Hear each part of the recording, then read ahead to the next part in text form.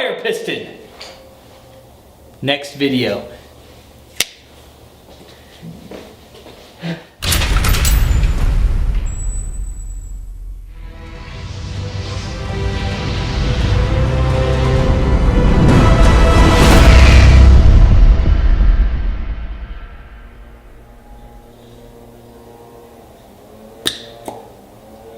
Fire piston.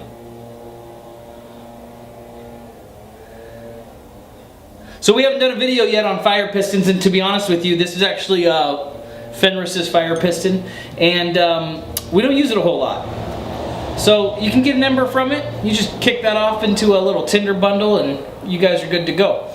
But one of the reasons why we haven't done it is because truthfully we don't really like the fire piston. I don't really like the fire piston.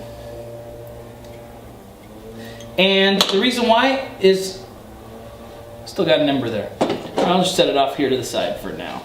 So the reason why we don't really like the fire piston is because we find that there are more reliable methods of starting a fire than with a fire piston. However, we wanted to cover the fire piston today in this video because it does hold some historical significance. So the fire piston in the West was first made in 1745 from Abbot Agostino Ruffo in Italy. He was trying to come up with some air guns for his king and discovered that when he was coming up with the method of these air guns, he found out that he was capping off one end with a piece of wood and the wood was getting scorched. So it wasn't until about 1802 that we started to see fire pistons, or they called them fire syringes at the time, kind of hit the main market and get in front of scientists for them to discover and research what compressed gas does. So essentially what you're doing is you're taking this gas and you are, which in this case is air or oxygen, you're compressing it so fast that it combusts. So you guys kind of saw a little bit with this copper one that it does indeed light. But we wanted to show you guys the science behind it. Now, when I was growing up, my dad loved to do science projects. Every single time we had a science fair, me, my siblings, he wanted to be actively involved in the science project. So what we decided to do today is make an acrylic fire piston for you guys so you can see the science behind the compressed gas and how it actually ignites. So what we're going to do is demonstrate this for you guys, and we'll do another video next time of how we actually made this. So if you guys are interested in making one of these things at home, you can do that. We wanted to give you the science behind it so that you can make your own fire piston, particularly if you're out in a survival situation and you have some of the tools available, you guys can make it. Stand by, it should be a good show. Alright, so you got a handle on this end, you've got your main rod here, and you've got an O-ring that sits right here at the end. So what I usually do first is I grab a little bit of this Vaseline and I coat that O-ring right there, just so we can get a nice tight seal on the inside of the cylinder as we're doing this. Next thing I'll do is I'll take my char cloth here, break a little piece off, and there's a hole right in the end of that. I don't know if you can see it or not. I'll put that right down there in that hole. You want to pack it in, but you don't want it too terribly tight because you're going to have to knock that out of there once you get your ember done. Next thing you're going to do is this goes right into the end of here, seats down through there, and it makes a nice tight seal. You can see there that O-ring seated all the way around. You're going to put it on some type of hard flat surface and you're going to hit down on this and pull it up all in one motion. So let's move over and we'll do that. Alright, so you can see we're set up here. I got a little rubber shoe here just for extra padding and so we don't slip. So what we're going to do, I'm going to put my hand right here and I'm going to push down real fast and pull right back up.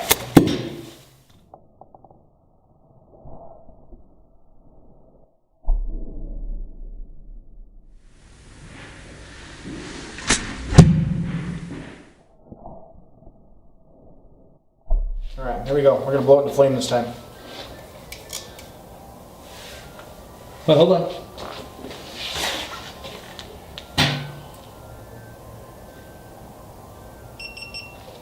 Put that down there.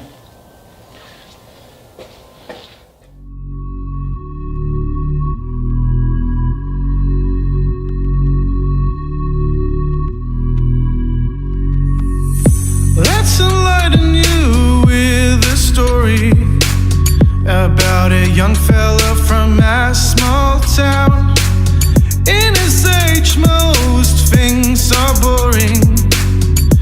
takes me 6 minutes to show you around. I didn't say it to make you kiss me. I didn't say it 'cause I want your pity. I wanna fight, I wanna drink, I wanna live. When I get older, I'll lock up things. There are some things that you shouldn't know. There are some things that should be untold.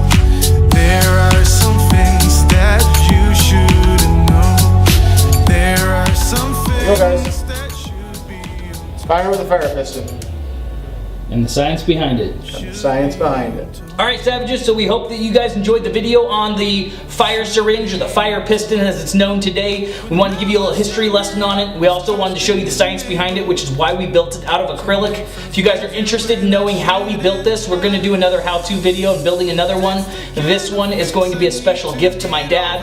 Dad, I wanted to say thank you so much for teaching me all of the things that you taught me growing up, giving me a passion for science, and gave me a passion for outdoor living, wilderness, survival, and self-reliance. I wanted to do a video for you for your birthday. Happy birthday, Dad, and I'm going to be sending this out in the mail to you so that you can get the first one that we made and the science behind it. Guys, thank you so much for all your guys' support. We appreciate you guys liking, subscribing, sharing our videos. We love interacting with you, and we hope that this is going to be an awesome journey for all of us. Thank you guys, and as always, stay savage.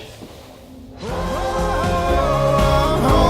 now, as home as I'll ever